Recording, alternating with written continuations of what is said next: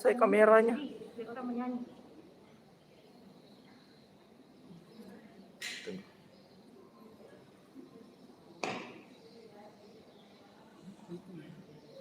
Nggak lurus. Begini atau begini? Ya, kamu nggak ambil lesnya. Nanti harus kau anu itu. Kalau Pak Arif ini di depan, kau ubah lagi. Iya, diangkat.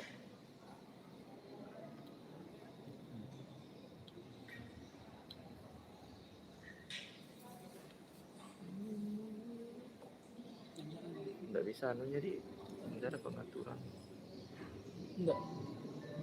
Kalau itu Nggak ada nih pengaturan lain. enggak, itu bisa. Iya.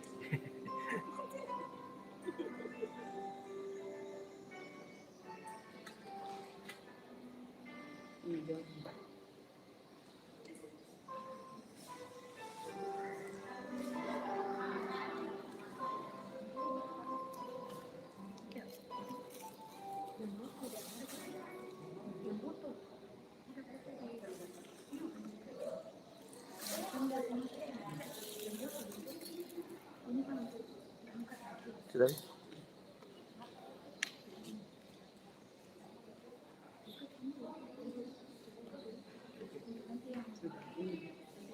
Bagikan dulu di bulan Jumat.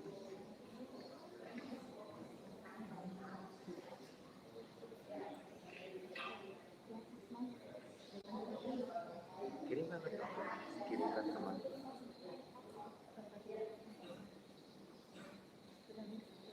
Kirimkan satu. Oh iya. Belum jelas.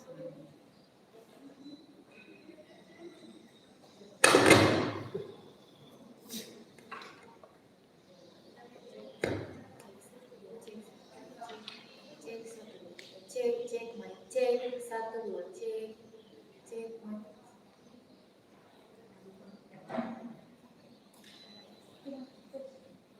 Tes mic, cek 1 2.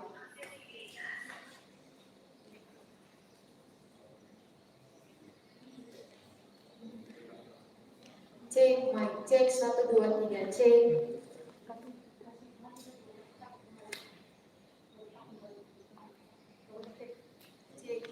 Cek.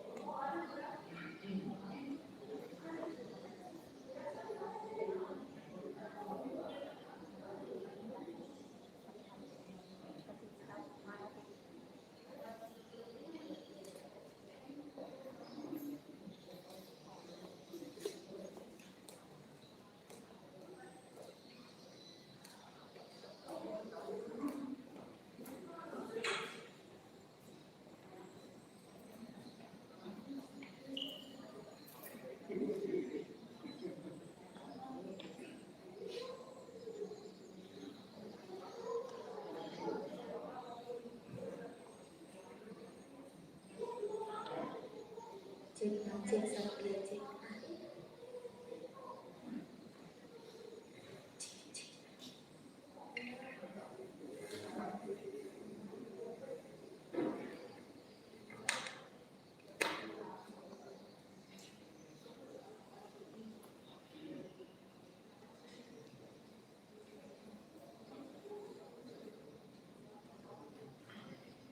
Cek 1 2 3.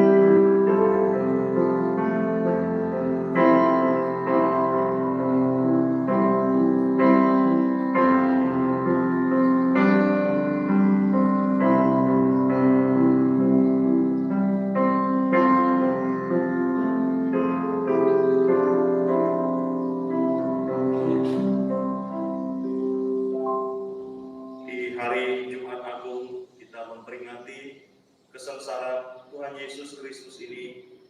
Marilah kita datang beribadah dengan satu pengakuan bahwa pertolongan kita adalah di dalam nama Tuhan yang menciptakan langit dan bumi. Kasih karunia dan damai sejahtera dari Allah Bapa dan Kristus Yesus Tuhan kita menyertai saudara-saudara sekalian. Amin.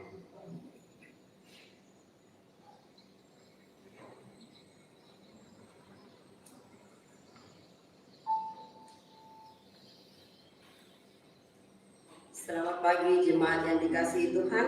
Kita bersyukur untuk kemurahan Tuhan jika pada hari ini kita boleh kembali beribadah di tempat ini. Ibadah pagi ini akan dirangkaikan dengan perjamuan kudus dan juga untuk penyerahan anak. Mari dengan hati yang penuh ucapan syukur kita naikkan pujian penghormatan kita dari KPPK nomor 77. Puji Yesus.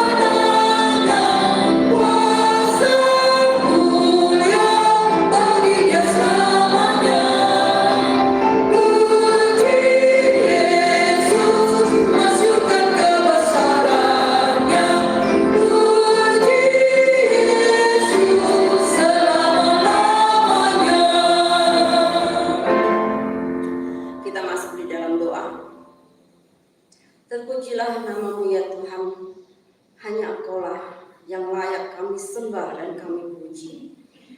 Kami menaikkan segala syukur kami pada hari ini ya Tuhan. Kesehatan, kekuatan Tuhan senantiasa berikan bagi setiap kami. Kami pun diberi kesempatan untuk boleh hadir pada pagi hari ini, untuk boleh mengikuti ibadah Jumat Agung, mengingatkan kami akan kesengsaraan Tuhan Yesus, kematian-Mu di atas kayu salib untuk setiap kami. Terima kasih ya Tuhan, terima kasih untuk apa yang Tuhan sudah lakukan bagi setiap kami. Dan biarlah pada hari ini Tuhan hadir di tengah-tengah kami, membuka hati dan pikiran kami untuk boleh menerima kebenaran firman Tuhan. Kami pun menyadari ya Tuhan akan sikap, perbuatan, pikiran kami yang seringkali kami lakukan, kami berbuat yang tidak berkenan di hati Tuhan. ampuni dan sucikan setiap kami Tuhan. Dan biarlah kami pada pagi hari ini, kami boleh layak ada di hadirat Tuhan. Lewat puji-pujian yang kami naikkan, kami boleh menyenangkan hati Tuhan. Terima kasih ya Tuhan, kami juga persiapkan setiap hati kami untuk boleh menerima perjamuan kudus. Persiapkan juga hati kami untuk menerima kebenaran akan firman Tuhan. Biarlah setiap daripada kami boleh membuka hati kami untuk boleh diisi oleh kebenaran firman Tuhan. Terpujilah nama-Mu ya Tuhan. Kami menyerahkan ibadah kami dari awal pertengahan hingga selesainya. Kami serahkan hanya di dalam nama Tuhan kami Yesus Kristus yang adalah Tuhan dan Juru Selamat kami yang hidup. Amin. Jemaat dipersilahkan duduk kembali. Berita anugerah pada pagi hari ini saya ambil dari Kolose 1 ayat 21 sampai 22. Demikian firman Tuhan. Juga kamu yang dahulu hidup jauh dari Allah dan yang memusuhinya dalam hati dan pikiran seperti yang nyata dari perbuatanmu yang jahat. Sekarang diperdamaikannya di dalam tubuh jasmani Kristus oleh kematiannya, untuk menempatkan kamu kudus dan tidak bercela dan tidak bercacat di hadapannya. Demikianlah firman Tuhan. Biarlah kita boleh menjadi pelaku-pelaku kebenaran firman Tuhan. Banyak lirik atau lagu dari lagu-lagu himne yang ditulis berdasarkan dari pengalaman rohani atau perjalanan rohani dari penulisnya.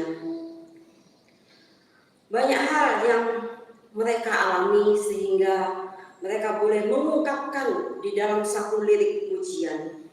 Demikian juga dari setiap kita. Kita mempunyai pengalaman atau perjalanan rohani bersama Tuhan. Biarlah perjalanan atau pengalaman itu boleh mengingatkan kita akan pemeliharaan Tuhan di sepanjang hidup kita. Mengingatkan akan kasih setia Tuhan untuk kita boleh ada hingga saat ini. Kita akan kembali menaikkan pujian dari KPRI nomor 63. Menanglah dalam Yesus.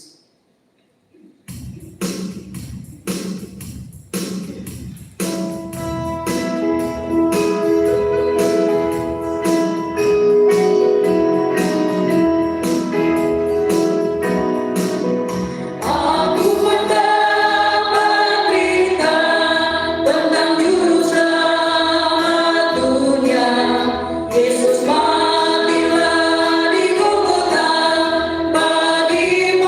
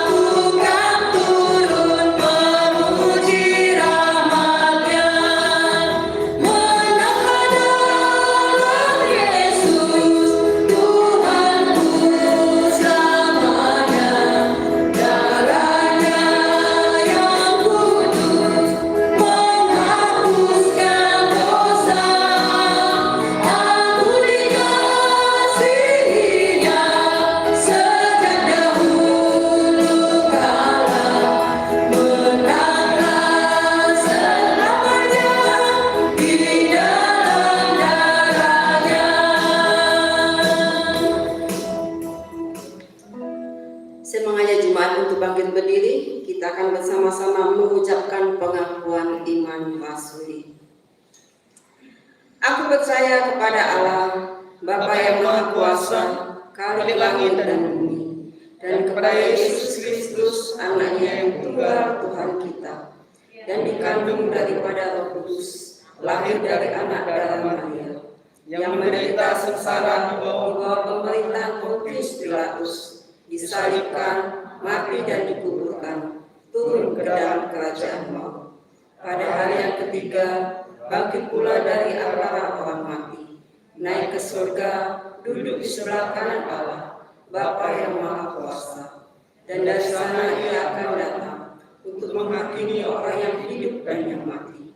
Aku percaya kepada Roh Kudus, gereja yang kudus dan am, persekutuan orang kudus, pengampunan dosa, kebangkitan tubuh, dan hidup yang kekal.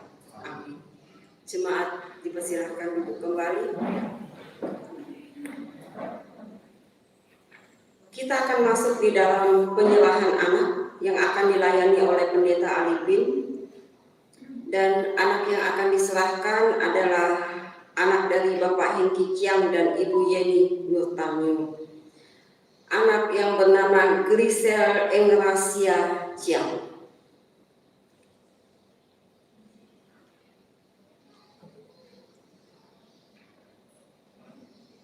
Kami persilakan Pak Hengki dengan Ibu.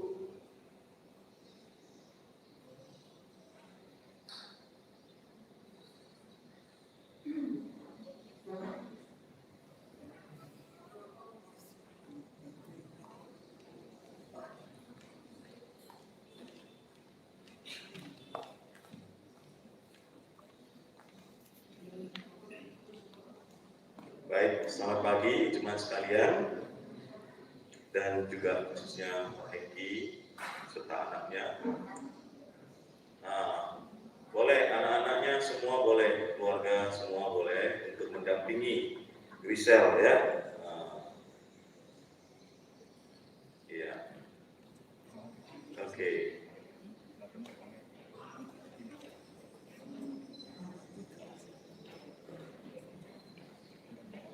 Ya. Anaknya lucu-lucu ini ya.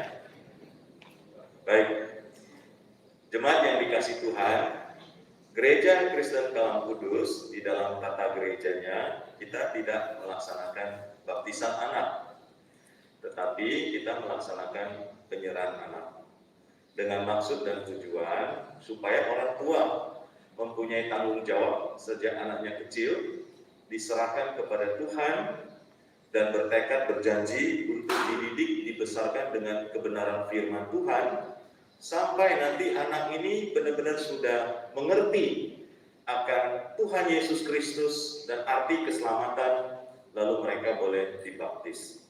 Sehingga Gereja Kristen Kalam Kudus melaksanakan yang disebut penyerahan anak. Ya, saya bacakan dasar firman Tuhannya dari Markus pasal 10 ayat 13 sampai 16. Demikian. Kita mengikuti apa yang pernah dilakukan oleh orang tua pada zaman Tuhan Yesus. Markus 10 ayat 13 sampai 16. Lalu orang membawa anak-anak kecil kepada Yesus supaya ia menjamah mereka. Akan tetapi murid-muridnya memarahi orang-orang itu. Ketika Yesus melihat hal itu, ia marah dan berkata kepada mereka, "Biarkan anak-anak itu datang kepadaku, jangan menghalang-halangi mereka. Sebab orang-orang yang seperti itulah yang mempunyai kerajaan Allah. Aku berkata kepadamu, sesungguhnya barang siapa tidak menyambut kerajaan Allah seperti seorang anak kecil, ia tidak akan masuk ke dalamnya." Lalu Yesus memeluk anak-anak itu dan sambil meletakkan tangannya atas mereka, ia memberkati mereka. Demikian ya firman Tuhan. Baik, mari Pak Hengki dan Ibu serta Grisel boleh menghadap ke mimbar, menghadap ke saya. Mic-nya boleh diberikan kepada Pak Hengki atau Ibu. Nah, kita mendengarkan pernyataan janji dan tekad. Ya, saya akan bacakan 3 pertanyaan.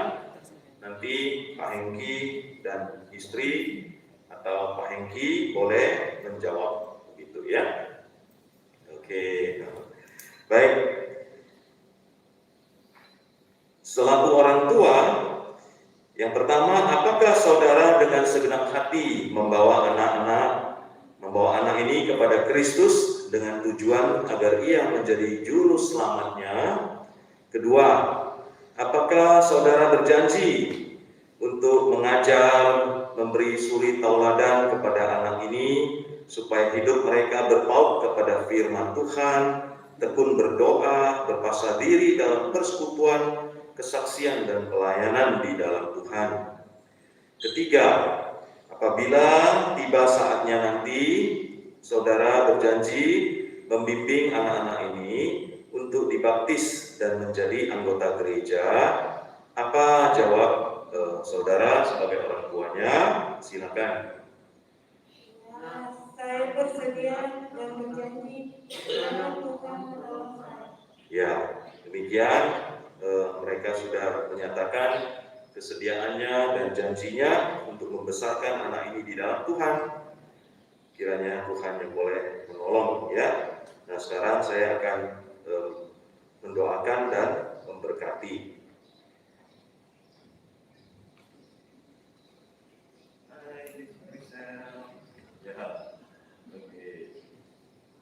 Jemaat, saya undang kita berdiri, kita mendukung di dalam doa, ya. Grisel Anglesia Jam, Inglasia Jam, Grisel Inglasia Jam, ya. Oke, ya. Grisel Inglasia Jam, selaku hamba Tuhan Yesus Kristus, saya mempersembahkan engkau kepada Tuhan Yesus Kristus, sehingga terkabullah janji orang tuamu, kerinduan orang tuamu, dan tekadnya untuk membesar mendidik engkau di dalam kebenaran firman Tuhan dan di dalam janjinya kepada Tuhan. Kiranya Tuhan memberkati Grisel, kiranya Tuhan memelihara engkau, menolong, menjagai, melindungi keluar masukmu dari sekarang sampai selama-lamanya. Amin. Mari kita berdoa syukur, ya. Bapa di dalam surga, kami ucapkan syukur Pak Hengki beserta istri boleh menyerahkan anak-anak mereka satu persatu untuk dipersembahkan kepada Tuhan, dan khususnya hari ini adalah Grisel. Kiranya Tuhan yang boleh menolong agar mereka sesuai dengan janji dan tekad mereka boleh belajar bagaimana menjadi orang tua yang rohani, yang mendidik anak-anak boleh bertumbuh di dalam Tuhan. Dan pada saatnya nanti anak ini boleh percaya kepada Tuhan Yesus Kristus dan boleh menyerahkan diri untuk dibaptis. Tuhan yang memberkati keluarga mereka dan juga seluruh jemaat. Biarlah kami yang sudah menjadi orang tua tetap diberikan kerinduan hati, bertanggung jawab untuk membesarkan anak-anak kami di dalam Tuhan. Terpujilah nama-Mu ya Bapa, segala kemuliaan bagi Engkau. Di dalam nama Yesus Kristus kami berdoa dan mengucapkan syukur. Amin. Ya, jemaat, kita boleh kasih tepuk tangan. Ya, jemaat silakan duduk. Berikutnya jangan pergi dulu. Majelis akan menyerahkan sertifikat penyerahan anak dan sebuah Alkitab versi anak-anak, ya, supaya ini bisa diajarkan kepada anak-anak sekalian.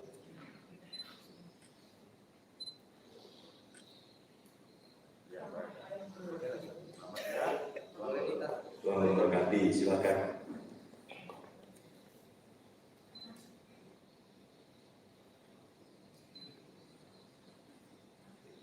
Baik, silakan kembali ke tempat. Kami silakan kembali kepada pemimpin kita.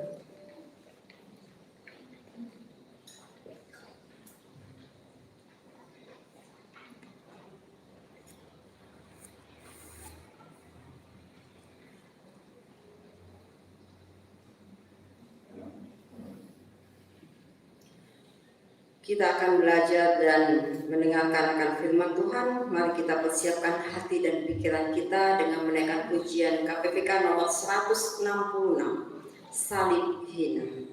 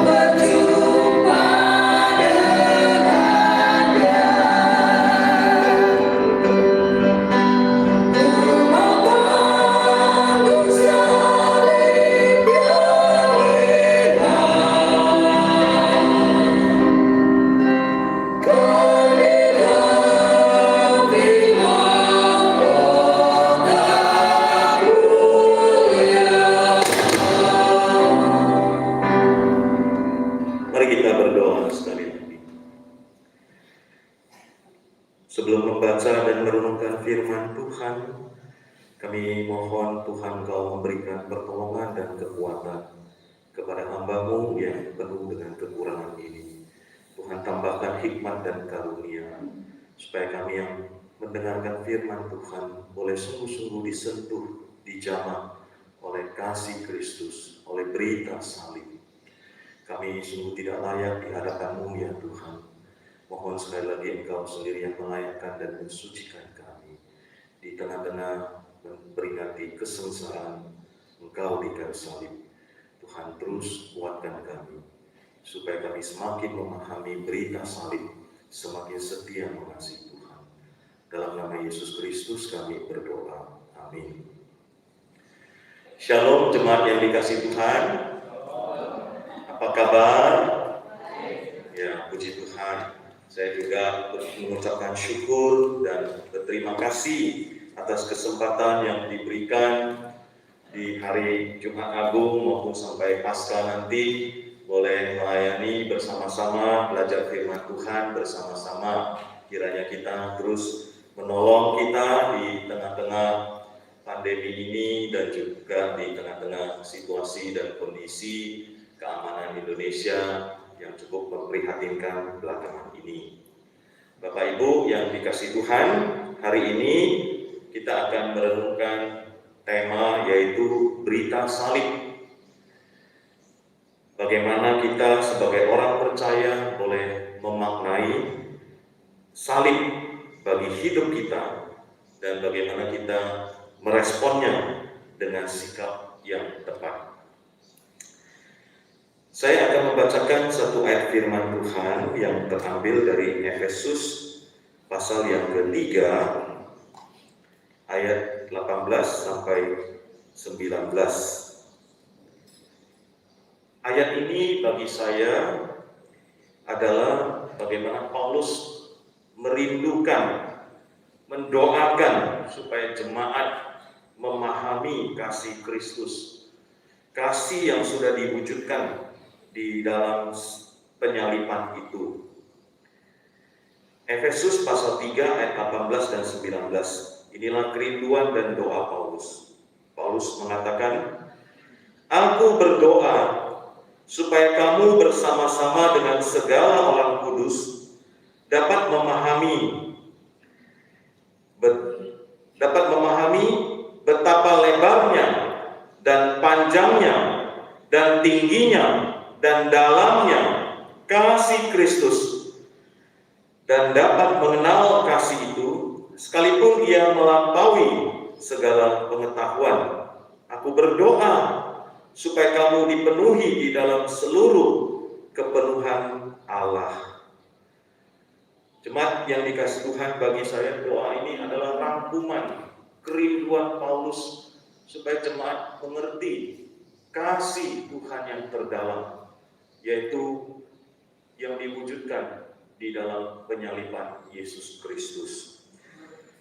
Saudara-saudara, biasanya kalau orang memilih lambang, maka ia akan memilih sebuah lambang yang gagah, yang hebat dan kuat. Misalnya Indonesia memilih lambang negaranya adalah burung Garuda yang luar biasa. Bangsa Amerika burung elang. Kalau bangsa Singapura yaitu singa, ya, bukan burung, singa. Nah, itu semua menggambarkan lambang-lambang yang perkasa, yang kuat, yang hebat. Tetapi kekristenan memilih lambang salib yang sesungguhnya merupakan tempat penyiksaan. Lambang salib tempat kriminal yang paling besar dihukum.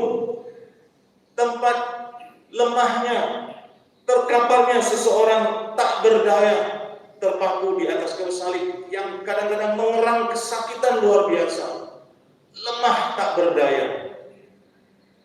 Tetapi itulah yang menjadi lambang kekristenan. Di balik semua penghukuman ketakberdayaan itu, maka almarhum Billy Graham, seorang pengkhotbah yang terkenal, mengatakan, salib itu mengingatkan bahwa kita adalah orang-orang berdosa yang hanya pantas dibinasakan oleh Allah. Setiap kali kita melihat salib, kita harus sadar kitalah yang sebenarnya harus digantung di situ. Namun Kristus telah menggantikan hukuman dosa bagi kita dengan penyaliban yang ditanggungnya. Setiap kali kita menyadari betapa kotor, cemar, najis, dan berdosanya kita, maka ketika kita menatap ke salib, kita seolah mendengarkan suara Tuhan yang berkata, "Benar anakku, engkau memang kotor, engkau memang najis, engkau memang cemar, engkau memang pantas binasa. Tetapi aku mengasihimu. Aku mengutus putraku yang tunggal menggantikan engkau. God love you. Jesus love you." Nah, saudara-saudara sekalian, berita salib, apa yang bisa kita maknai? Saya rangkum tadi dari kalimat doa Rasul Paulus. Sebenarnya di dalam 1 Yohanes juga, murid Yesus yang paling dikasihi juga merangkumkan tentang kasih. Misalnya di dalam pasal 4 ayat 10 sampai 11 dikatakan, "Inilah kasih itu, bukan kita yang telah mengasihi Allah, tetapi Allah telah mengasihi kita dan yang telah mengutus anaknya sebagai pendamaian bagi dosa-dosa kita." Dan banyak ayat-ayat yang lain yang menjelaskan arti daripada kasih yang sesungguhnya dari Allah. Mengutus anaknya disebut untuk menjadi pendamaian dosa, untuk menjadi penebusan, untuk menjadi perantara, untuk mengantarkan kita kepada Allah, menyucikan kita dari segala dosa kita, dan ada istilah membenarkan kita, menunjukkan keadilan Allah kepada kita.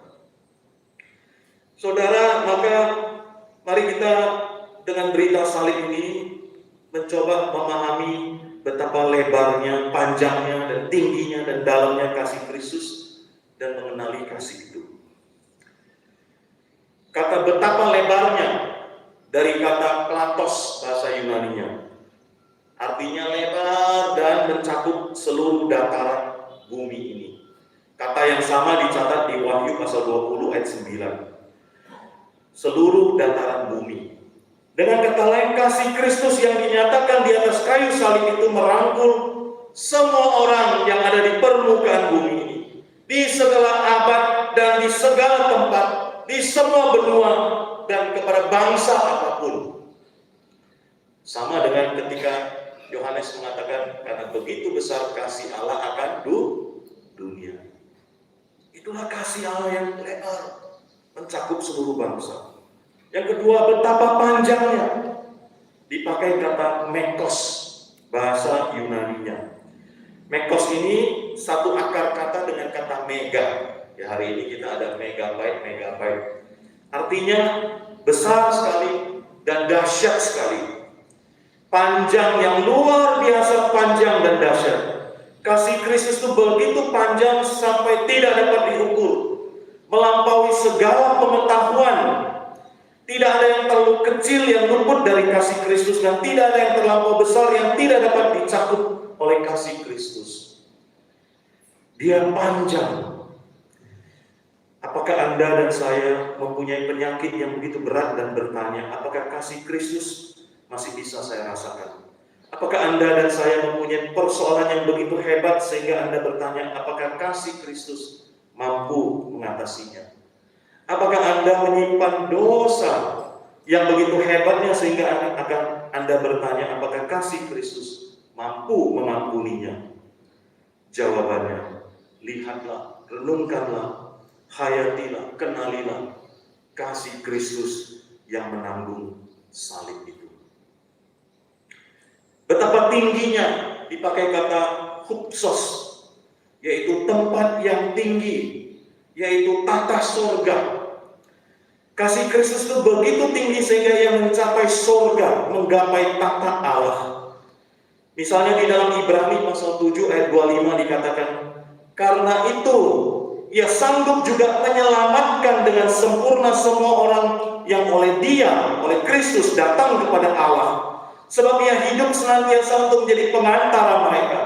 Sebab iman besar yang demikianlah yang kita perlukan, yaitu yang saleh, yang tanpa salah, tanpa noda, yang terpisah dari orang-orang berdosa, dan lebih tinggi daripada tingkat-tingkat surga.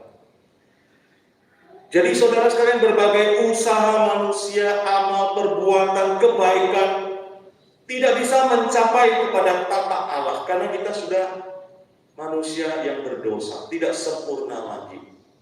Saya sering memberikan contoh. Ada orang yang mengatakan, bagaimana kalau kebaikan saya lebih banyak daripada dosa saya? Pertanyaan saya adalah, kalau sudah berdosa dicampur dengan kebaikan seberapapun tetap sudah tercemar. Misalnya saja, kalau saya buat telur dadar 10 biji, saya pecahkan 1 bagus, 2 bagus, 3 bagus, 9 bagus. Yang terakhir ke 10 saya pecahkan, udah masuk ke panci, ternyata busuk. Lalu apakah saudara bisa katakan, oh karena yang 9 bagus, yang 1 busuk, saya kocok aja semua. Nanti yang 9 bisa membersihkan 1 yang busuk. Apakah begitu? Ibu-ibu yang memasak? Enggak ya? Justru yang 1 mencemari semua yang kotor. Itulah yang terjadi. Sama seperti sekarang misalnya kita dalam pandemi. Kalau 1 orang terpapar saja, semua orang sehat. Apakah yang sehat ini menyembuhkan yang sakit ini? Atau justru yang sakit ini memaparkan kepada yang sehat? Itulah dahsyatnya dosa. Maka tidak bisa ada yang mencapai itu kecuali di dalam rancangan takhta dan keadilan Tuhan yang menyalibkan Kristus, maka mencapai tata surga. Betapa dalamnya, dipakai kata batos, sangat dalam, deepness, sampai seluk-beluk yang dalam. Kata dalam ini juga kayak apa ya, kalau di laut itu ada batu karang dan sebagainya, ada jurang dan sebagainya, sampai ke dalam-dalam itu. Kata ini yang dipakai. Kasih Kristus itu begitu dalam sampai bersedia menerima salib dan mati, lalu masuk ke dalam kerajaan maut. Kita bisa tenggelam begitu dalam sampai kepada jurang maut. Kita bisa jatuh terpuruk oleh berbagai kesulitan dan penderitaan. Kita takut, malu, hina, tertolak, terbuang. Adakah yang dapat menggapai isi hati kita yang paling dalam? Jawabannya ada di dalam kasih Kristus yang diwujudkan di salib. Ia telah menanggung dosa, ia telah menanggung hina, ia telah menanggung malu, ia telah menanggung kebencian, ia telah menanggung penolakan, ia telah menanggung paparan dosa dan murka Allah. Disitulah dia bisa masuk ke dalam lubuk hati kita yang terdalam. Apakah itu persoalan dosa ataupun persoalan penolakan, trauma, luka batin dan sebagainya. Saya kenal seorang adik saya, ya, senior saya, sama-sama bertumbuh di gereja. Waktu remaja, dia waktu SMP kalau bicara nggak bisa melihat mata orang. Kalau ngomong suaranya keluar setengah-setengah, nggak berani lugas, mantap nggak berani. Ternyata dia ada minder. Kenapa? Setelah dibimbing oleh penginjil kami, pada waktu itu kami sama-sama, saya di pemuda, dia di remaja. Setelah dibimbing ya, kelihatan anak ini kok minder, takut dan sebagainya. Ternyata dari usia dia lahir sampai kira-kira 7 tahun, terjadi cekcok rumah tangga. Papa mama sering bertengkar. Lalu papa itu juga ada KDRT, mabuk, suka main pukul istri. Jadi dia lihat sendiri, kira-kira umur 4 tahun dia masih TK, mamanya dilempar dengan botol minuman sampai berdarah-darah. Sehingga mulai dari usia lahir sampai kira-kira 7-8 tahun, karena mamanya seketika dia umur 7 atau 8 tahun mamanya meninggal. Lalu dia tinggal dengan papa. Jadi dari kecil dia melihat dunia ini tidak aman, penuh dengan konflik. Jadi dia takut. Kadang-kadang papa mama bertengkar, dia jadi pelampiasan. Yang kelihatan selalu pertengkaran, kalau enggak tangisan. Jadi takut. Ketemu orang, nanti jangan-jangan dia juga keras. Nanti jangan-jangan saya bikin dia sedih. Itu yang terjadi sehingga dia minder. Ketika dia remaja, dia dibimbing oleh penginjil kami yang sangat baik. yang mengerti bagaimana menghubungi anak. Dia ceritakan semua. Apakah dunia ini ada kasih, ada penerimaan, ada rasa aman dan nyaman. Disitulah peran gereja, memberikan kasih kepada dia dan kesejukan kepada dia. Ketika dia bisa ceritakan semua, lalu penginjil ini mengatakan, Tuhan Yesus mengasihimu, dan di atas kayu salib, apa yang kau rasakan, penolakan, ketakutan, trauma, dan semuanya, Tuhan Yesus juga sudah tanggung. Tuhan Yesus mengerti bagaimana perasaan, dan Tuhan Yesus mau menggapai menjamah hati. Mereka sesama pria, penginjilnya juga pria, lalu anak ini dipeluk. Ketika dipeluk, dia nangis habis-habisan, karena dia belum pernah merasakan pelukan papanya sebagai seorang laki-laki. Dia belum pernah merasakan sentuhan kasih pelukan dari papanya.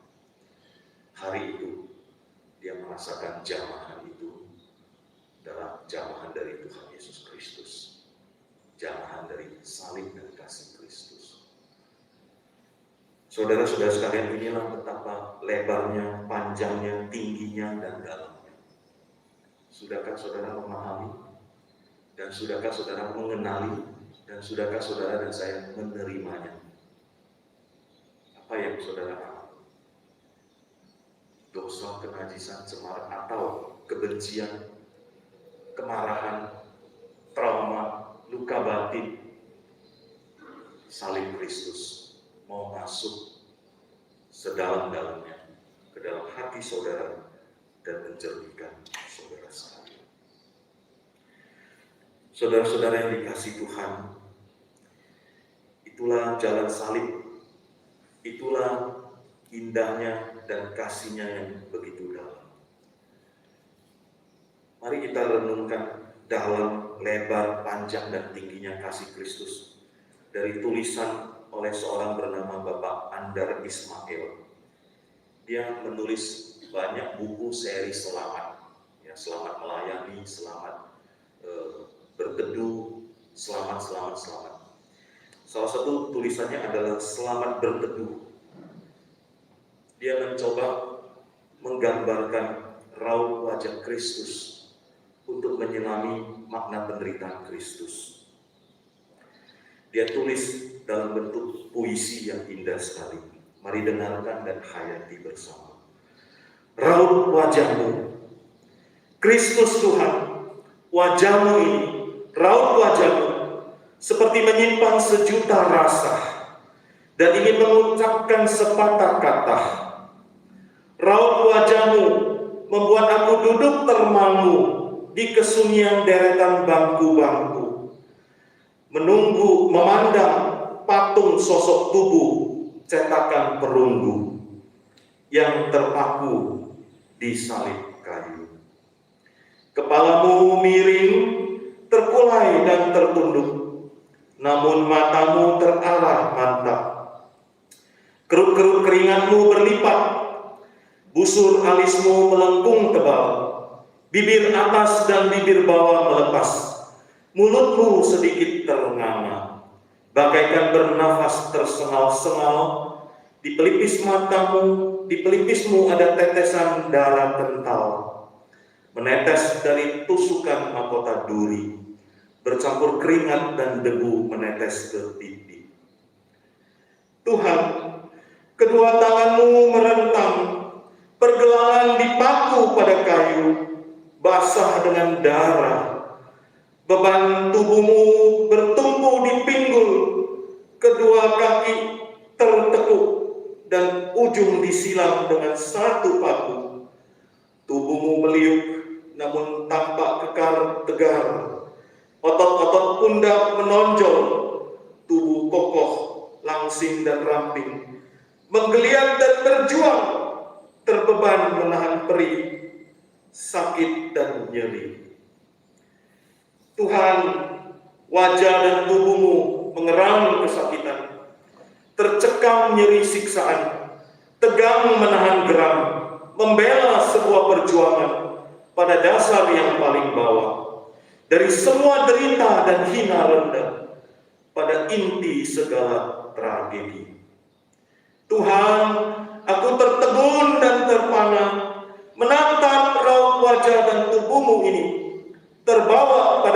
kejadian dan lokasi 2000 tahun yang lalu pada suatu hari Jumat petang di sebuah bukit yang gersang. Tuhan, beginikah pengorbanan yang Kau berikan untuk umat manusia? Begini mahalkah tebusan yang Kau bayar untuk mengampuni dosa? Deritamu ini karena dosa kami. Deritamu ini untuk mengampuni kami. Deritamu ini demi keselamatan kami. Tuhan, wajah-Mu ini, raut wajah-Mu, mengungkapkan sejuta derita dan serempak selaksa cinta.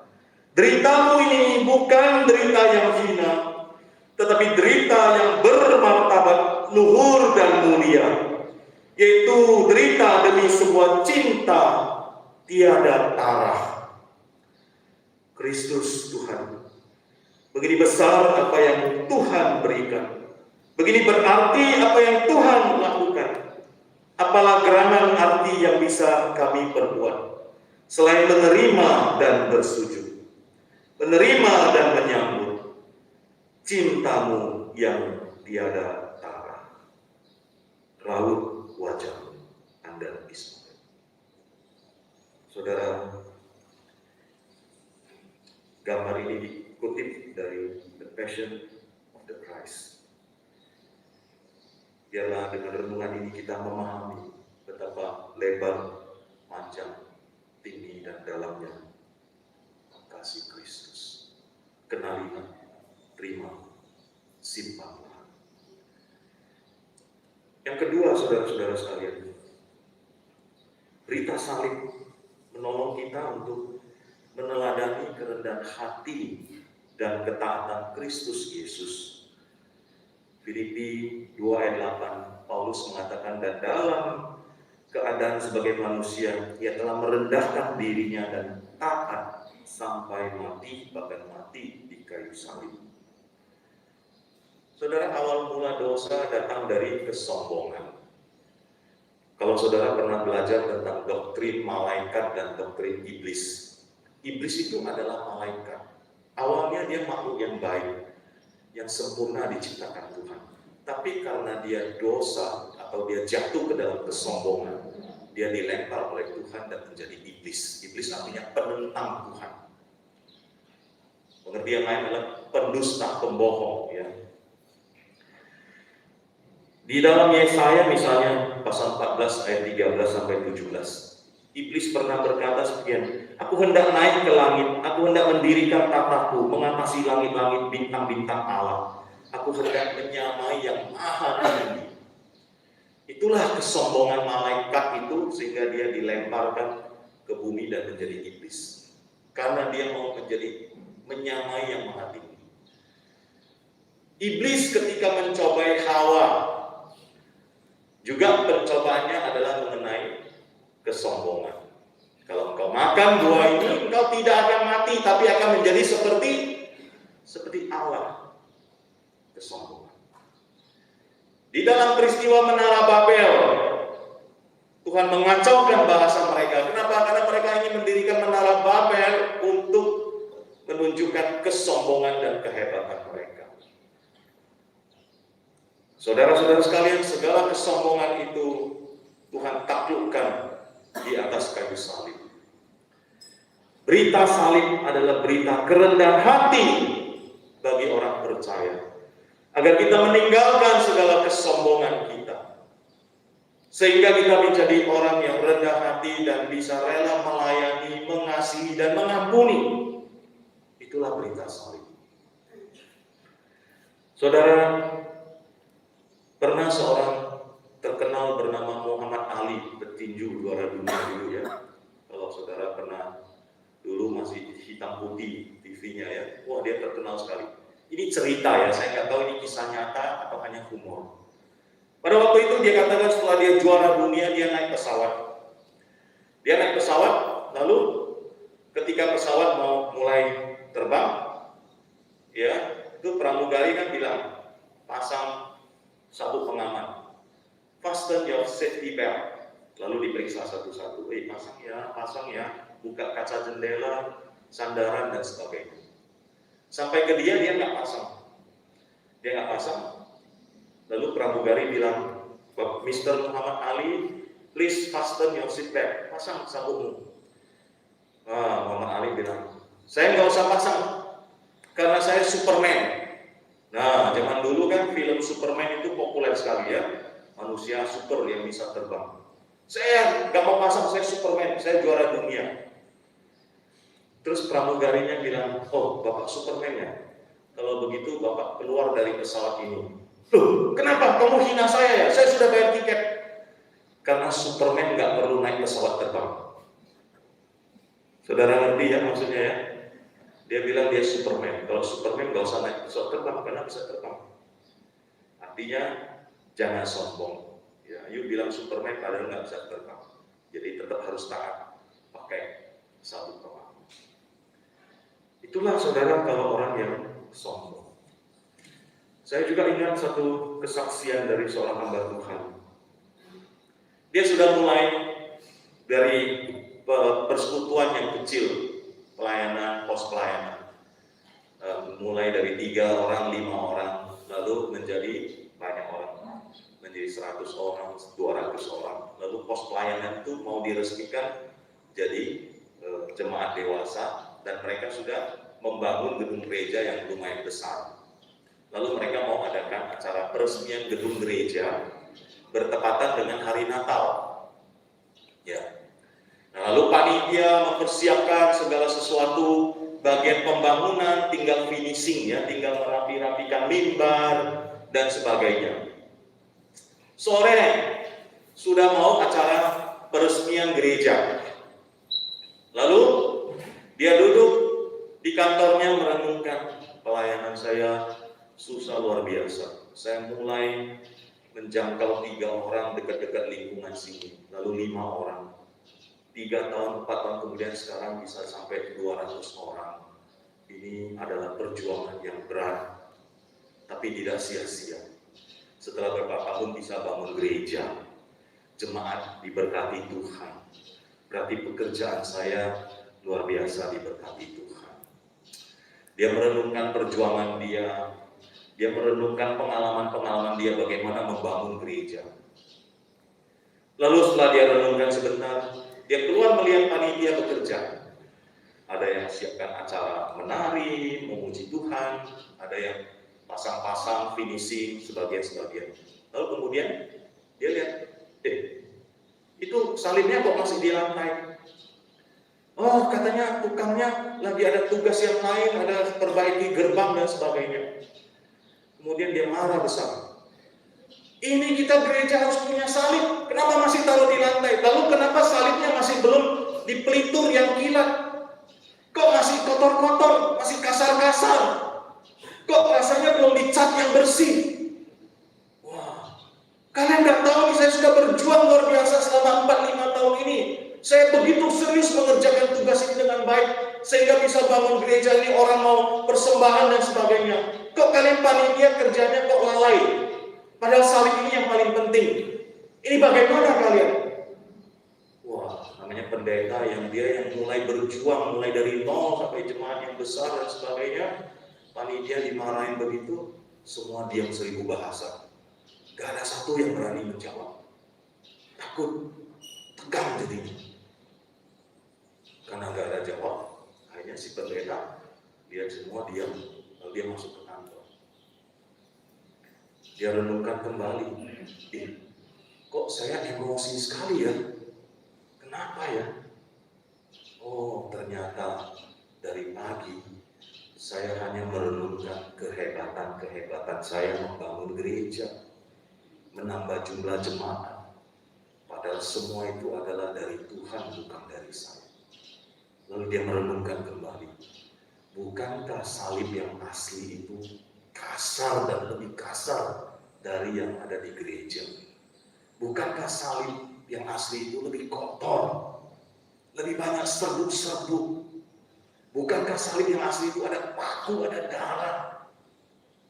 Kenapa panitia lalai begitu saja karena ada kesibukan lain, atau saya belum mengecek dengan benar? Kok saya sudah marah-marah? Kok saya sudah emosi? dia periksa.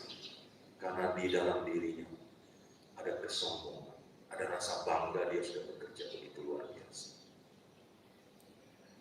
Akhirnya dia kembali datang kepada teman-teman panitia dan dia minta maaf.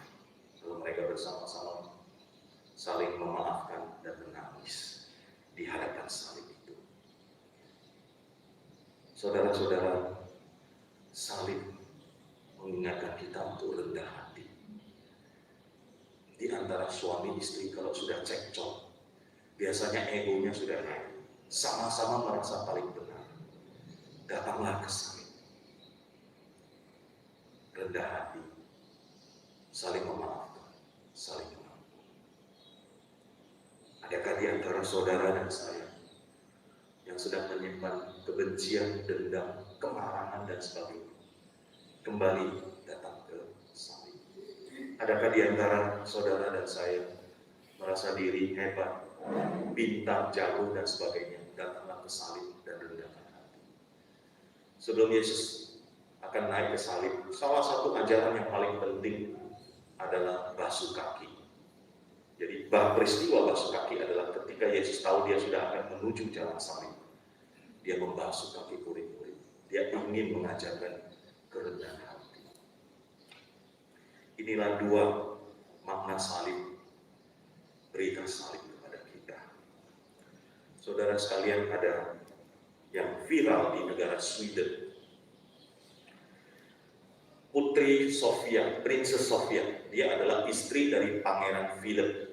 Jadi Pangeran Philip ini adalah putra raja menikahi Sofia. Sofia ini adalah model yang terkenal dan juga bintang film. Nah, pada April 2020 tahun lalu, ketika virus corona mulai menjangkiti Sweden, dan biasa kita dengar beritanya juga waktu itu ya, tenaga medis banyak yang menjadi korban karena APD-nya kurang dan sebagainya. Sama terjadi di Sweden. Apa yang terjadi? Dia bukan sumbang uang, sumbang APD, bukan. Tapi dia walaupun sudah punya 2 anak yang kecil-kecil, dia sumbangkan dirinya sendiri menjadi sukarelawan untuk melayani pasien-pasien COVID. Karena dia prihatin, banyak tenaga medis yang kekurangan, yang ada yang meninggal. Jadi judul daripada viral itu adalah dikatakan Sweden's Princess Sofia, Putri Sofia di Sweden, reducing her royal duties to volunteer at a local hospital. Putri Sofia mengurangi, reducing, tugas-tugas dan keistimewaannya sebagai anggota kerajaan untuk menjadi sukarelawan di sebuah rumah sakit. Dan untuk itu dia harus ikut training dulu beberapa minggu, nggak bisa langsung jadi. Untuk itu dia harus melepaskan mahkotanya, dia harus melepaskan pakaian kebesarannya, dia harus melepaskan mutiara, intan dan sebagainya yang setiap kali bertugas dia pakai. Lalu dia gantikan baju perawat. Lalu dia harus pakai APD. Nah, saudara-saudara sekalian, akhirnya ada berita Sofia ini juga terpapar COVID. Tapi sembuh ya saudara sekalian ya, puji Tuhan, sembuh. Nah saudara, waktu viral kan kita tahu bagaimana para tenaga medis nggak bisa ketemu anak dan sebagainya, sedih sekali. Sama sebenarnya Sofia juga punya 2 anak yang kecil-kecil, yang tentu dia nggak bisa ketemu untuk jangka waktu tertentu selama dia menjadi sukarelawan. Dan dia terpapar COVID. Saudara, bukankah Yesus Kristus juga terpapar oleh tanggungan dosa?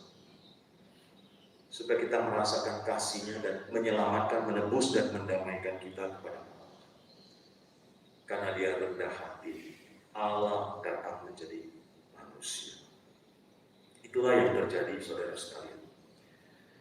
Dalam berita salib hari ini terus mengingatkan kita lebih dekat kepada kasih Tuhan, merenungkan dan menghayatinya.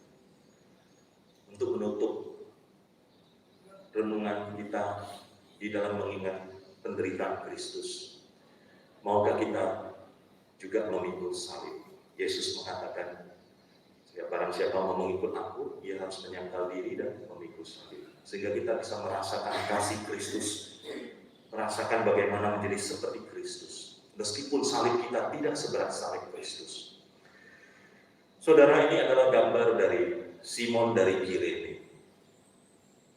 Seorang penulis bernama Pendeta Eka Dharma Putra. Beliau sudah almarhum. Tulisannya juga sangat bagus. Mengantar kita di dalam merenungkan salib Kristus ini dengan sebuah kesaksian imajiner dari Simon dari Kirene. Dikatakan pada waktu itu lewat seorang yang bernama Simon orang Kirene, ayah Alexander, Rufus, dan yang datang dari luar kota. Dan orang itu mereka paksa untuk memikul salib Kristus. Kita dengarkan kesaksian dari Simon dari Kirene. Ini kesaksian imajiner, saudara sekalian ya. Coba kita hayati, anggaplah dia datang di tengah-tengah kita dan memberikan kesaksian. Ya, kira-kira dia akan berkata seperti ini. Selamat pagi, Bapak Ibu. Terima kasih saya diberi kesempatan untuk menyampaikan kesaksian di tengah-tengah perayaan kesengsaraan Tuhan Yesus. Senang sekali bisa menyaksikan pengalaman saya yang tak terlupakan itu. Kesaksian ini saya tuliskan supaya saya bisa menyampaikan dengan lebih tenang dan terekam dalam tulisan yang saya susun sebagai fakta yang saya alami, namun dalam bentuk reflektif perenungan untuk menghayati kesengsaraan Tuhan Yesus. Kenalkan, aku Simon dari Kirene.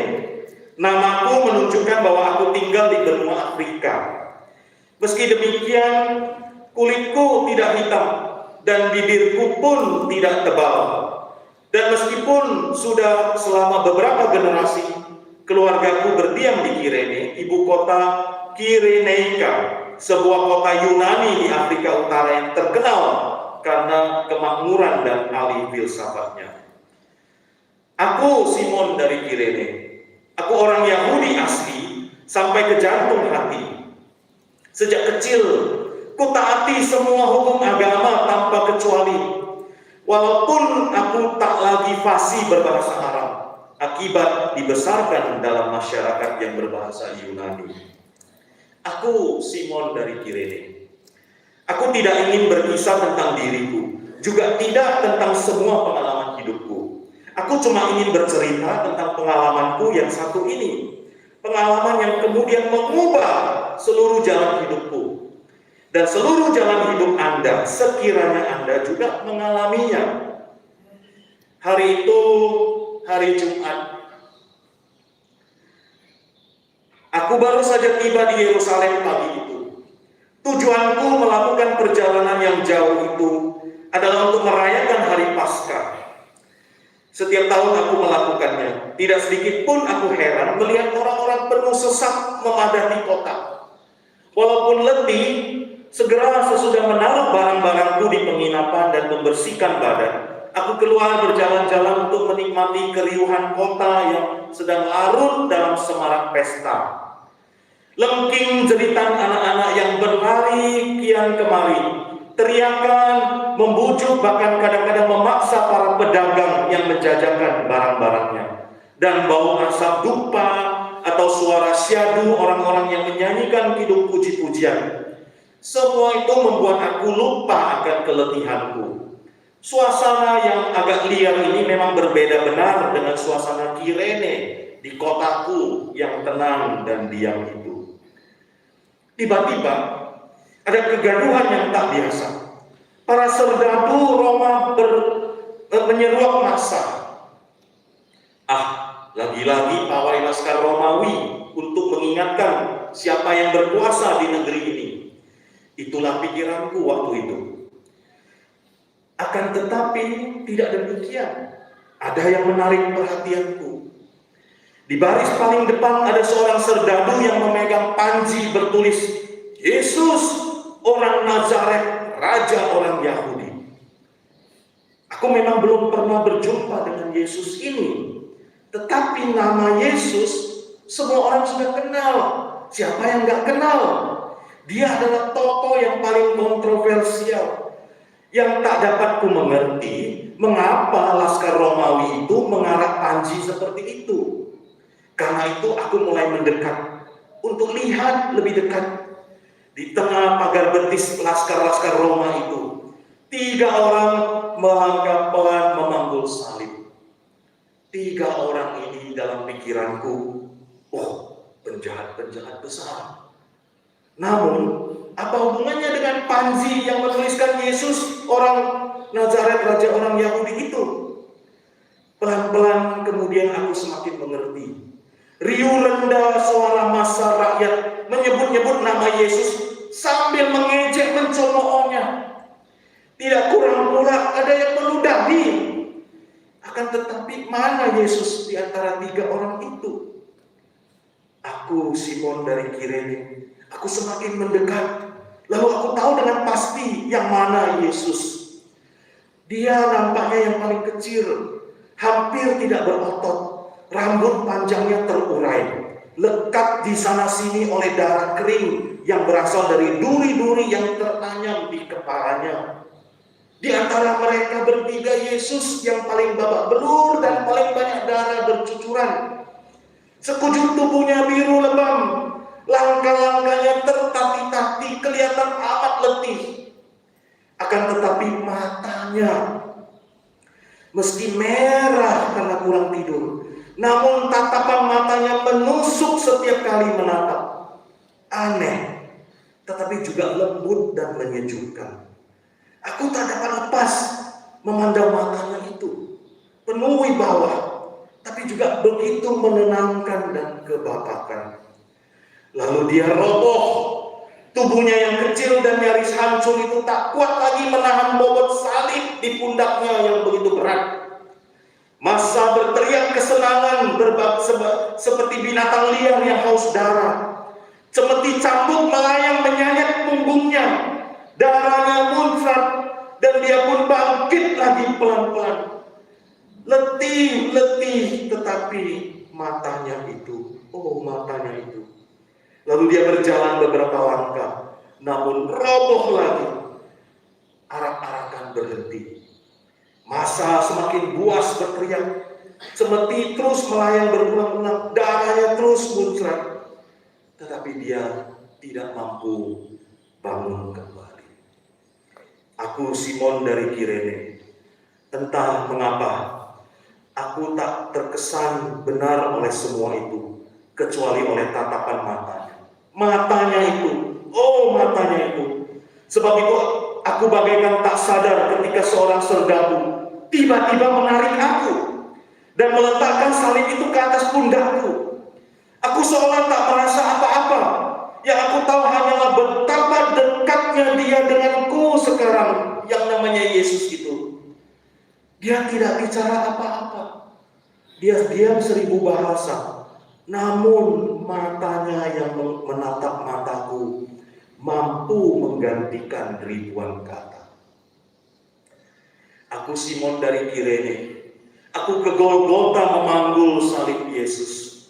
Dan melalui itulah aku ikuti setiap peristiwa demi peristiwa. Sesampai tujuan, sulit rasanya menyaksikan Yesus dipaku dan digantung di salib. Wajahnya begitu buruk karena babak belur dan penuh darah kering bercampur basah, juga debu dan tanah. Sekujur tubuhnya juga sama babak belur, merah darah bercampur kotornya debu dan tanah. Luka ternganga bekas cambukan terpapar terik matahari. Oh, sungguh tak sanggup dipandang.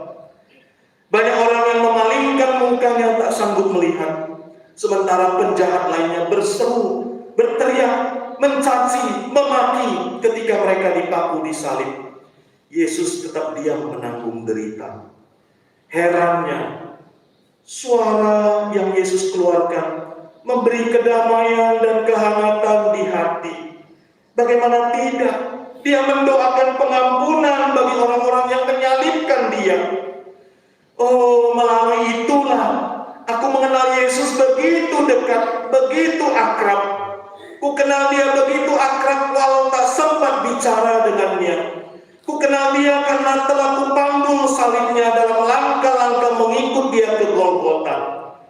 Bila ada satu hal terpenting yang ingin kukatakan kepada Anda, para pembaca, para jemaat, maka hal itu adalah bahwa kita tidak memilih salib kita sendiri. Salib itu dibebankan ke pundak kita begitu saja, tanpa kita duga, tanpa ditanya.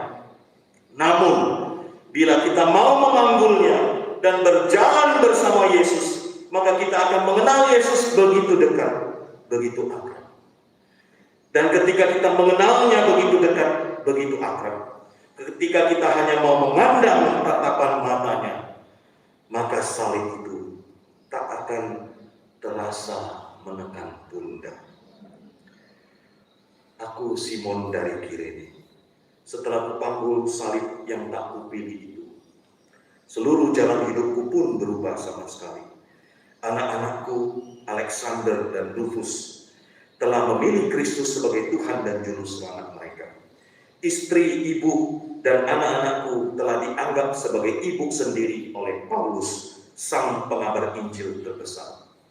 Dan kami bahagia, amat sangat bahagia. Aku Simon dari Kirene.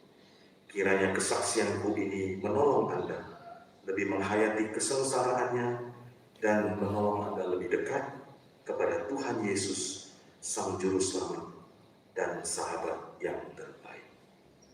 Amin. Mari kita berdoa.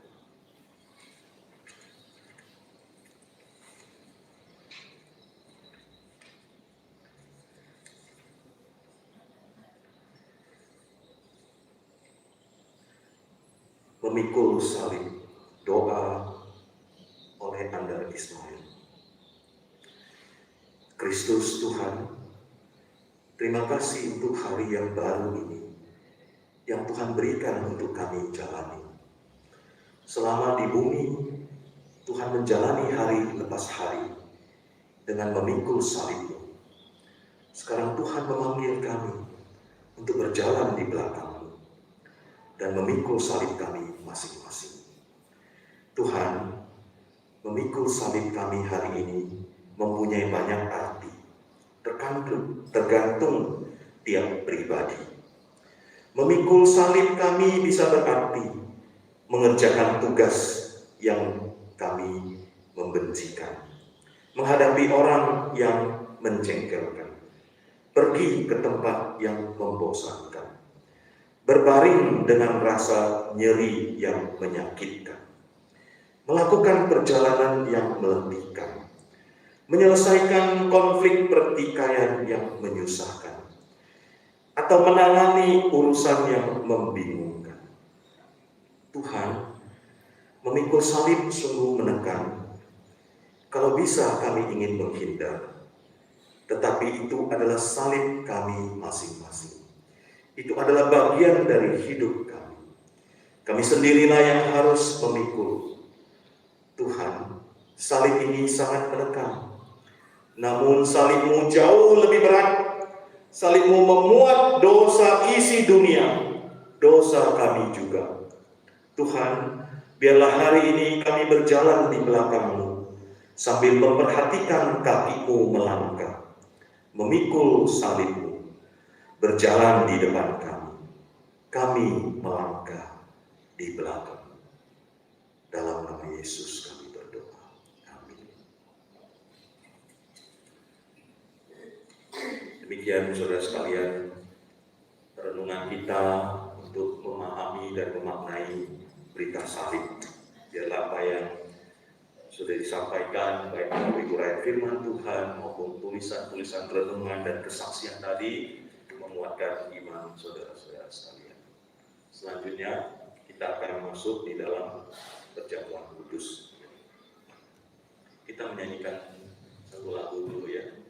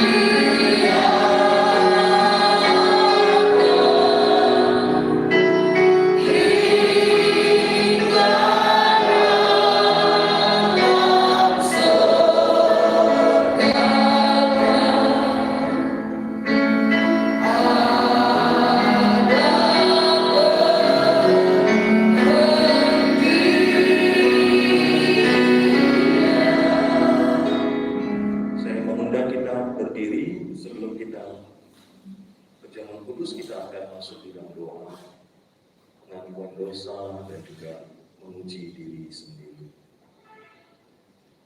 Jemaat sekalian, ambil waktu sejenak untuk memeriksa diri kita di hadapan Tuhan. Jika masih ada dosa, ada salah kita, hari ini di dalam kesengsaraan Kristus, Tuhan berkata, I love you. Tuhan mengasihimu. Tuhan mau mengampuni dosamu. Tuhan mau menyucikan engkau. Tuhan mau berdekat kepadamu. Hayatilah raut wajahnya.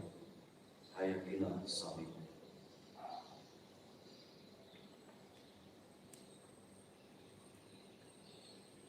Ketika doa terhalang dosa,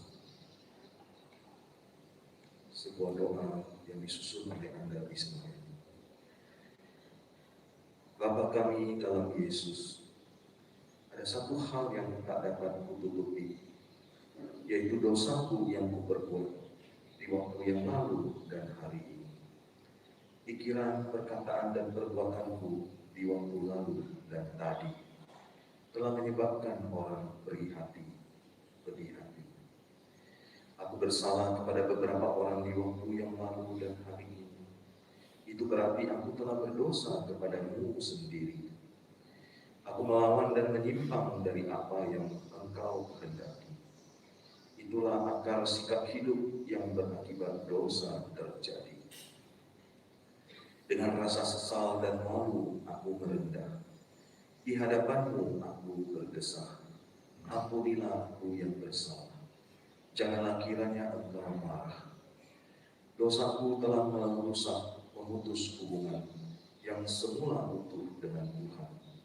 Sebab itu aku membutuhkan pengampunan, supaya hubungan itu bisa dipulihkan. Selama dosa masih menguasai aku dengan kungkungan, selama itu aku belum menerima pengampunan. Selama hubungan belum dipulihkan, bagaimana doa bisa tiba di alam tujuan? Doa-doaku terhalang oleh dosa. Terhadap engkau aku jadi hamba rasa. Doaku menjadi hampa dan mungkin juga sia-sia. Aku perlu kembali sebagai anak terhilang, supaya aku jangan makin sesat melanglang, supaya hidupku tidak terbuang, dan supaya doaku tidak terhalang. Sebab itu aku tidak minta ini dan itu, yang ku minta hanya satu. Bapa, ampunilah dosaku. Ulurkanlah tanganmu dan jabatlah tanganmu. Kiranya Tuhan Kau mendengar seruan doa kami, dan kiranya Kau yang boleh mengampuni kami, melayakkan dan mensucikan kami, sehingga kami boleh menghampiri meja perjamuan. Dan kami yang melayani hamba-Hamba-Mu, mohon Tuhan juga yang mensucikan dan melayakkan kami yang tidak layak. Dalam nama Yesus kami berdoa. Amin. Jemaat kami persilakan duduk kembali. Perjalanan kudus ini diberikan bagi saudara-saudara yang telah dibaptis maupun telah disidi dewasa, bagi saudara dan yang telah mempersiapkan hati dengan baik. Bagi saudara yang belum dibaptis atau belum sidi dewasa, mohon bersabar sebentar, ya. Demikian. Saudara-saudara yang dikasihi Tuhan, Tuhan Yesus pada malam waktu Ia diserahkan, Ia mengambil roti, sesudah itu Ia mengucapkan syukur di atasnya, Ia memecah-mecahkannya dan berkata, inilah tubuhku yang diserahkan bagi kamu. Perbuatlah ini menjadi peringatan akan aku. Demikian juga Ia mengambil cawan sesudah makan lalu berkata, cawan ini adalah perjanjian baru yang dimeteraikan oleh darahku. Perbuatlah ini setiap kali kamu meminumnya menjadi peringatan akan aku. Ambillah dan bagikanlah.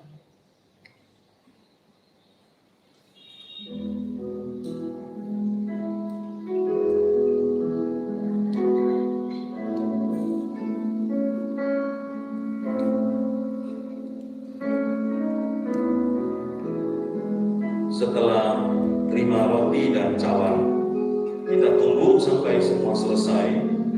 Kemudian kemudian kita berdoa sekali lagi terlebih dahulu, baru kita sama-sama menikmatinya.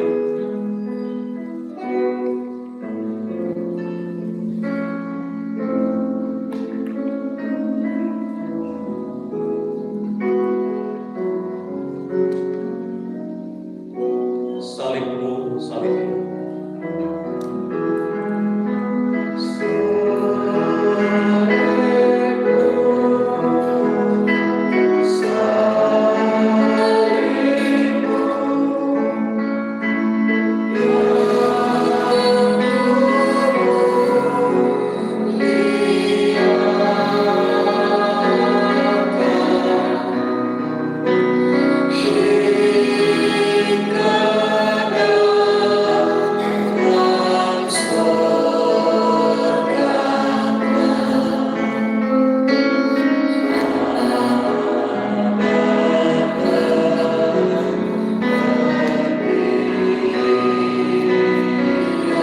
Salibmu, salibmu.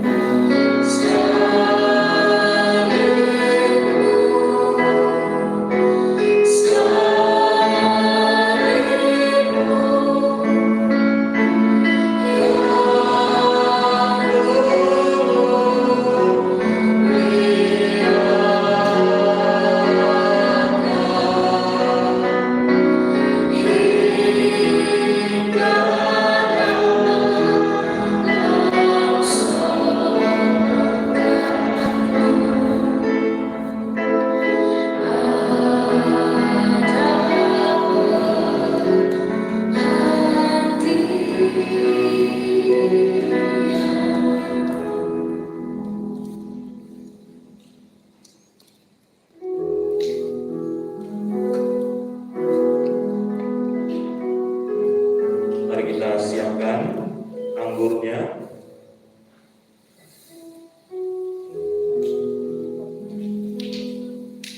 Kita akan berdoa dulu ya. Silakan saudara-saudara buka dulu, kemudian kita akan masuk di dalam doa sebelum kita makan dan minum.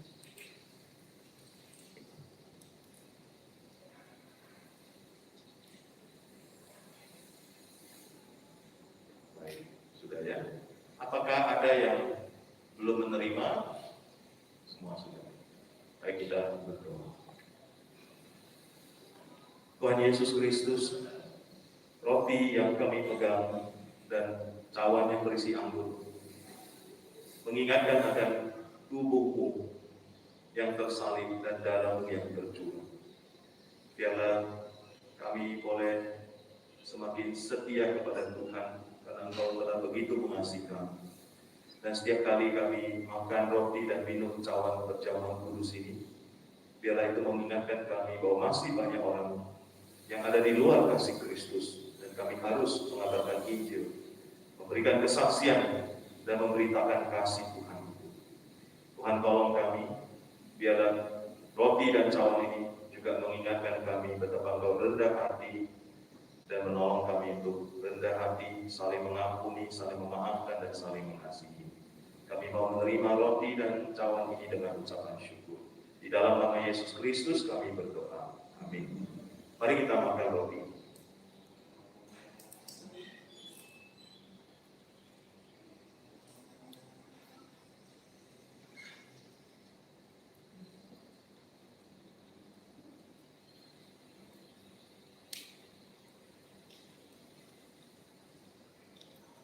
Sudah, mari kita minum dari cawan yang sudah tersedia.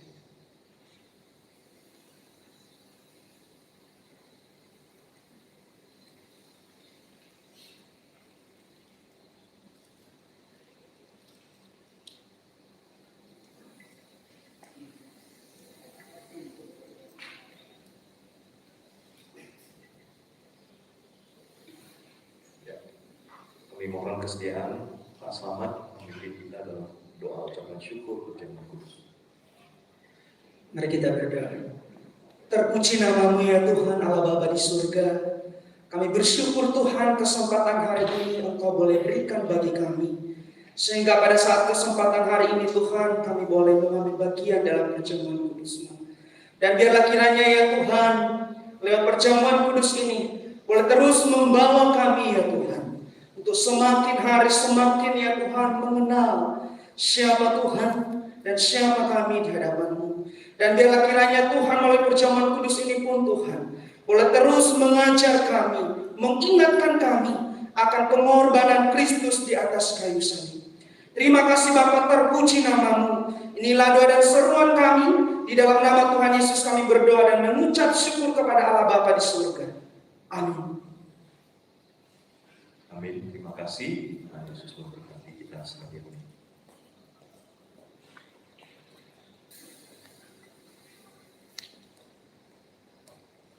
Silakan kembali kepada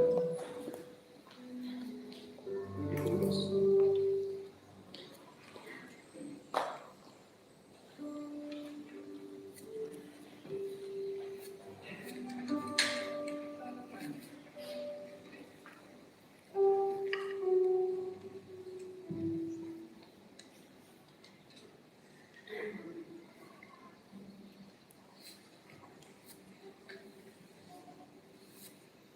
Sebagai ucapan syukur kita atas anugerah Tuhan, maka kita akan berbagian dan dalam mendukung pekerjaan Tuhan di tempat ini.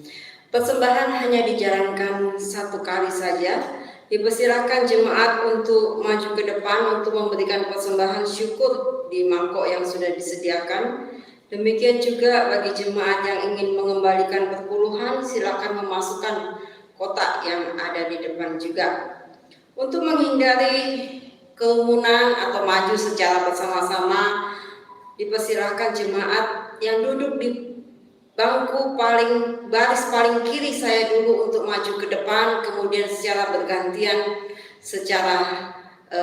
duduk secara baris ya, hingga yang terakhir di sisi paling kanan saya. Untuk mengiring persembahan, kita akan menaikkan pujian dari KPPK nomor 49, Ku bersyukur Ia tebusku.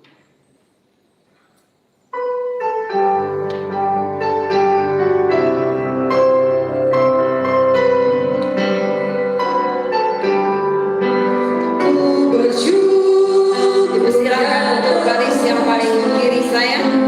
Diberi berkat limpah, ku bersyukur ya sertamu, dan beriku anugerah.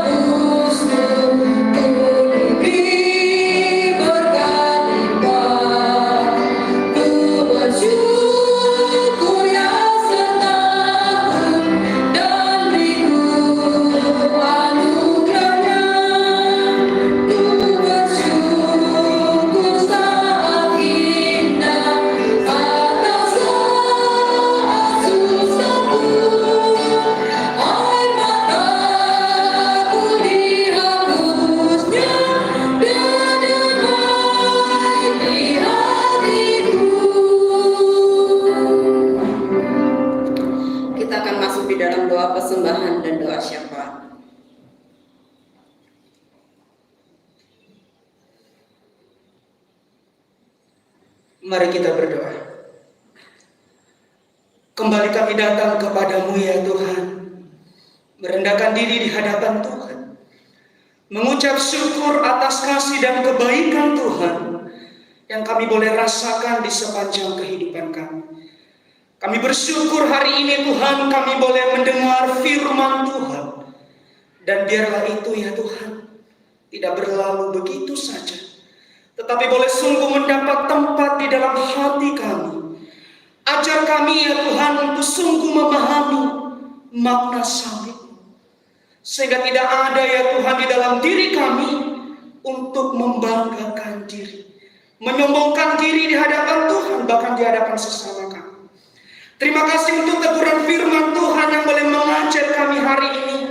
Biarlah itu boleh sungguh membawa kami Tuhan kepada pengenalan yang sungguh akan Tuhan, sehingga kehidupan kami sebagai anak-anak-Mu boleh sungguh menjadi kehidupan yang memuliakan Tuhan dan menjadi berkat di tengah-tengah lingkungan di mana Engkau menempatkan kami.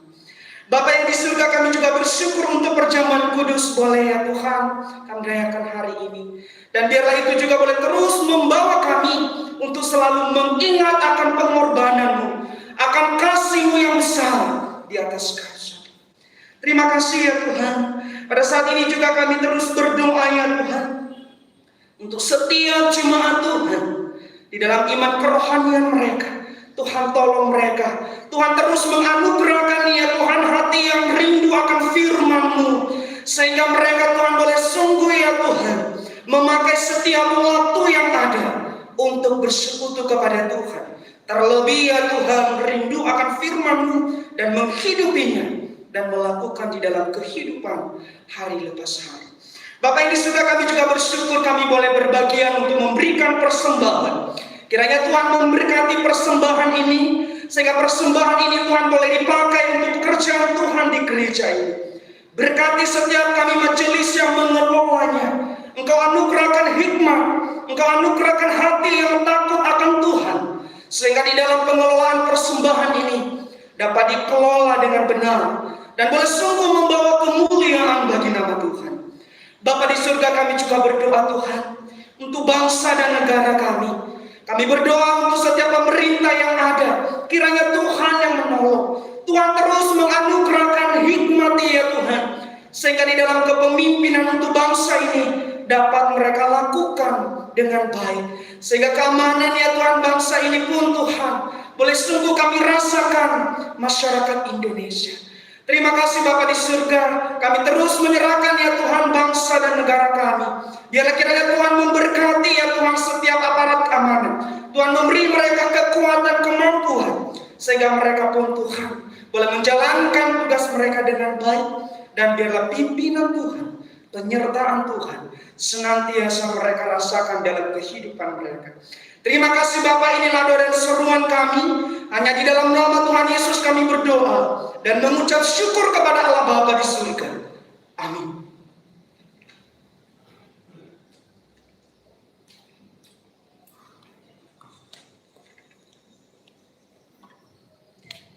Saya mengundang jemaat untuk berdiri. Kita akan mengakhiri ibadah kita pada pagi hari ini. Kita naikkan pujian doksologi dari KPPK nomor 53 dan doa berkat akan dipimpin oleh Pendeta Arifin.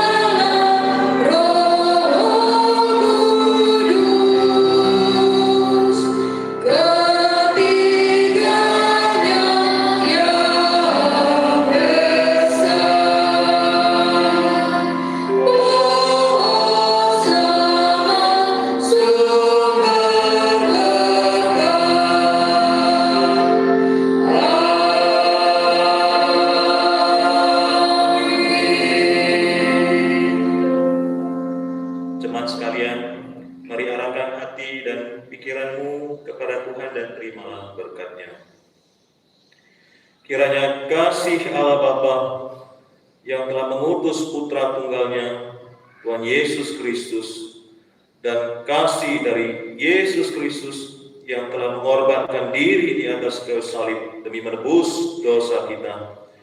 Pertolongan dan kekuatan dari Roh Kudus menyertai saudara-saudara sekalian dari sekarang sampai selama-lamanya. Amin.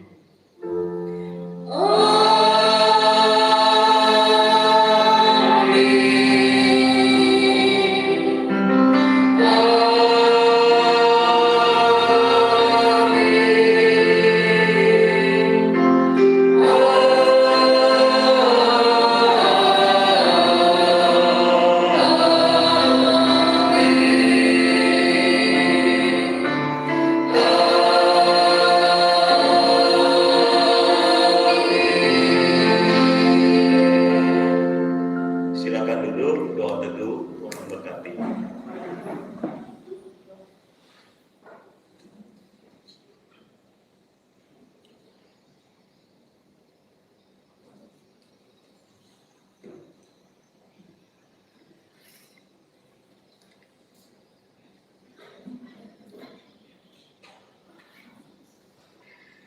Selamat pagi jemaat yang saya kasih dalam Tuhan. Mari kita tenang sejenak, kita akan mendengarkan warta jemaat. Yang pertama, majelis dan hamba Tuhan mengucapkan terima kasih atas pelayanan Bapak Pendeta Ali Pinli dalam ibadah memperingati kesengsaraan Tuhan Yesus pada hari ini. Kiranya Tuhan senantiasa memberkati hambanya.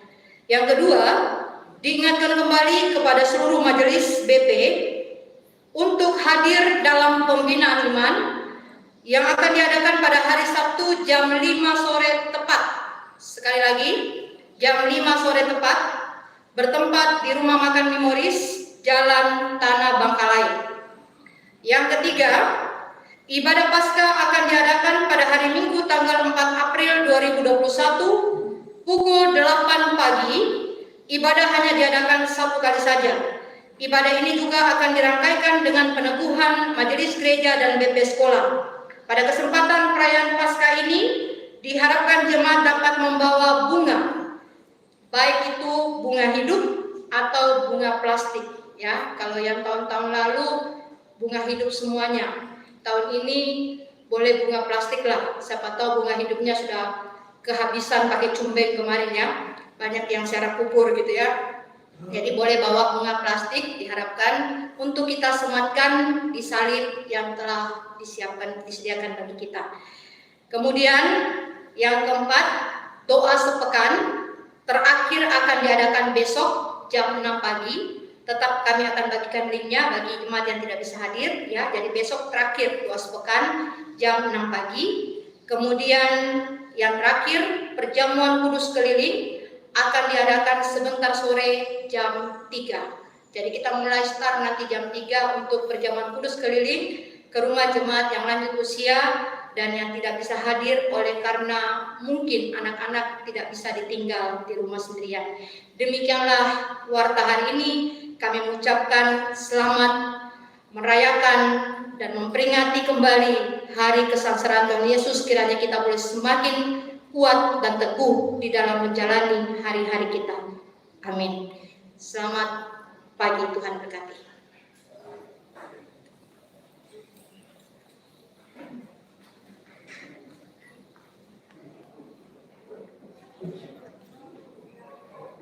Di depan ada berkat Tuhan.